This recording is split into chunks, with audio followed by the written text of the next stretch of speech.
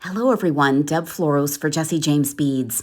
I'm going to teach you how to make some beaded beads and turn them into earrings with some amethyst microfaceted beads from the JJB Signature Stone Collection and a couple of beads from the Renaissance in Love bead mix.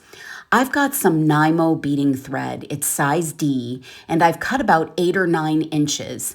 I strung it onto a large eye beading needle, and then I strung on 4 of those amethyst beads. Then I just take the needle off and grab both ends and tie a knot.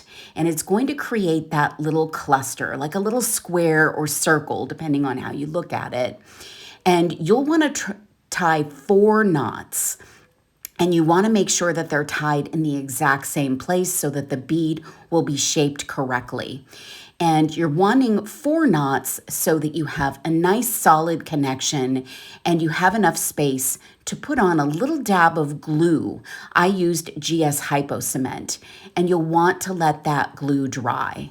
Now you've got 3 little clusters of beaded beads, and they are so cute. I just love how they look. So beautiful.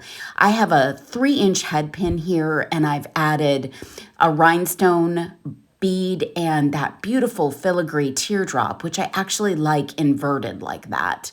Then I'm just going to create a wire wrap loop and add ear wires. And you've got a beautiful earring with your very own handmade beaded beads. I'm no beaded bead expert, but those look pretty good. So you can make them too if I can make them. All you need are just those beautiful microfaceted beads. There are so many to choose from in the Signature Stone Collection. Grab some Nymo, create those beads, and you've got incredibly elegant, one-of-a-kind earrings for yourself. You can find everything to make these at jessejamesbeads.com. Thanks for watching.